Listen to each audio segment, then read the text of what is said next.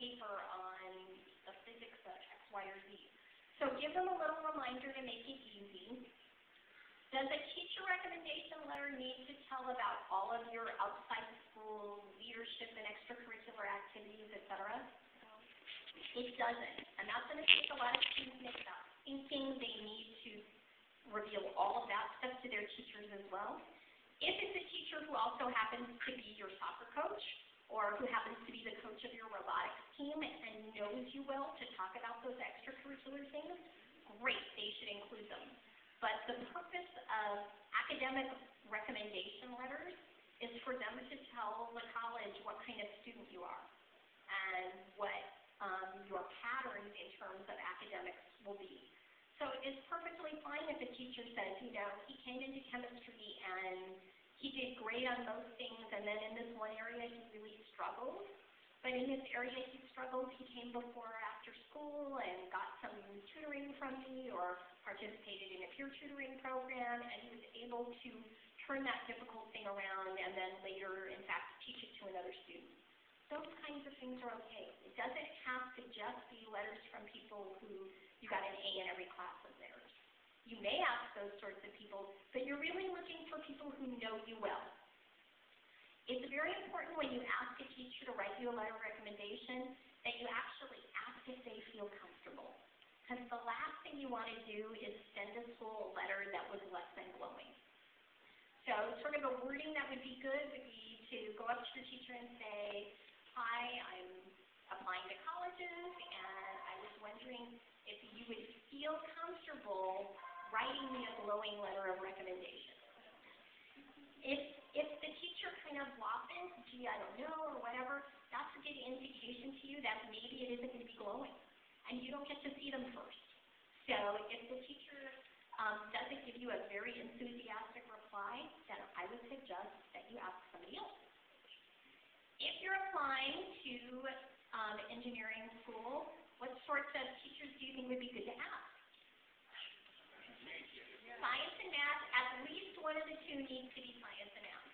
Depending on the school, some of them have a requirement that one of your letters comes from a science and math teacher and another letter comes from a humanities teacher.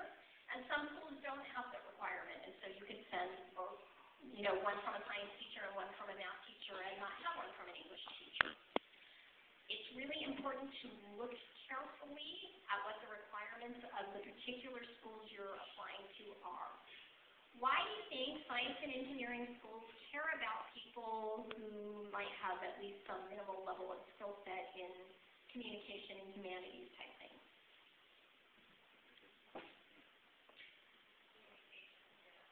Communication skills.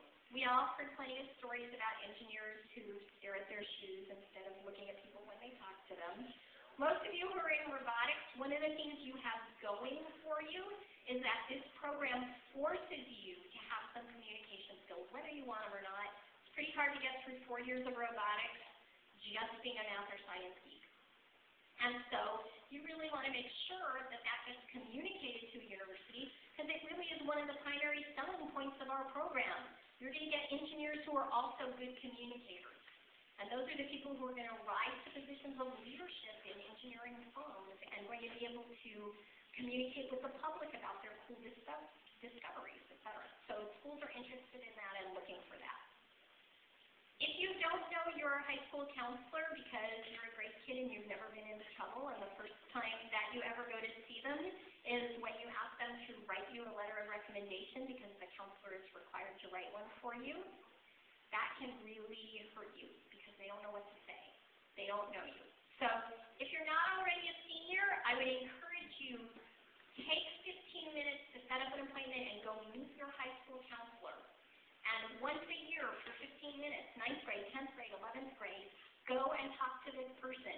Even though you're not in trouble and you don't need to be there for any of that sort of reason, if they don't know you, it's really hard for them to write something nice about you. So you need to take the initiative to work on that relationship.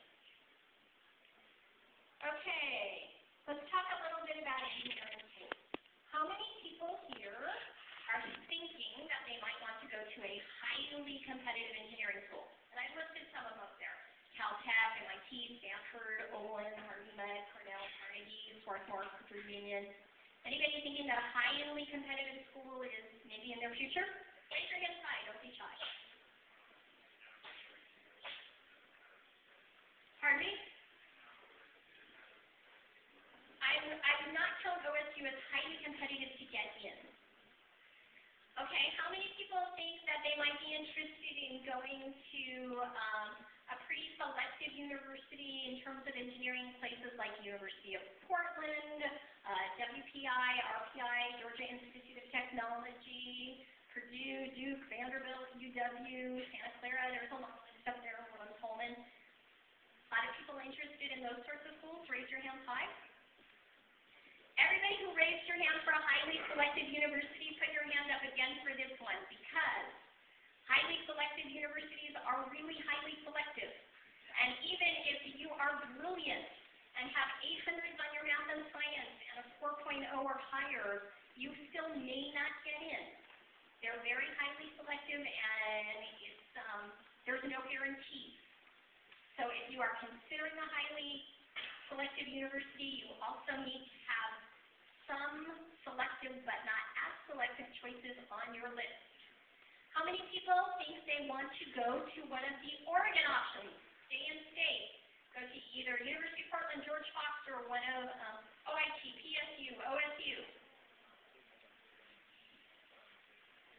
I would advise everybody here, because you don't know what the financial situation will be, if you have the guaranteed admission GPA and you want to study engineering, at least apply to one of the PSU, OSU, or OIT where you have guaranteed admission.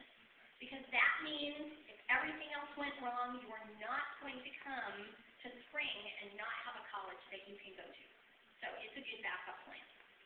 How many people can tell me anything about the engineering program at either University of Portland or George Fox University? Good, okay. You know what, we happen to have an expert in the room on the University of Portland program, and I'm going to let her tell you guys a little bit more. But what I'm going to say is over the last couple of years, they did a complete remodel and extension of their engineering facility, and if you haven't visited it, it's fantastic. And I know a lot of you want to go farther away and maybe don't want to stay in Portland, but I would urge you to look at the opportunities that are close to home, because one of the things about going to college is, besides the academic education you get, you have a peer group and you have connections to the college by businesses. So if you go out east to a wonderful East Coast school, a lot of the opportunities you're going to have for internships, et cetera, are going to be on the East Coast. And when you graduate and you get job offers, you are likely to get a lot of job offers from the companies that were connected with your university. So if you think at some point you want to be back in the great Northwest, it's worth considering schools in the Northwest who have those great connections, and University of Portland is definitely one of them.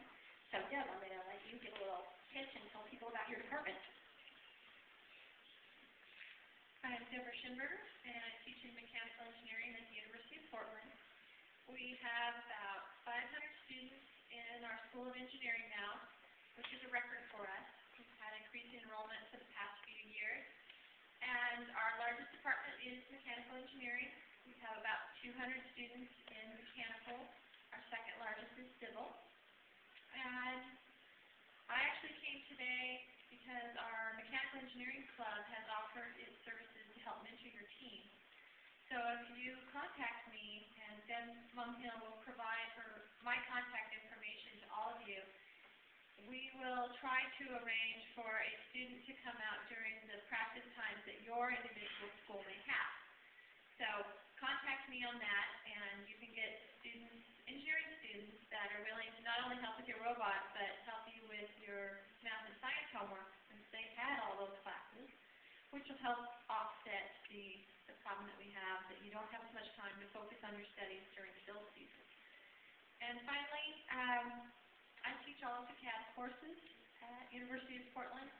So if you are interested in learning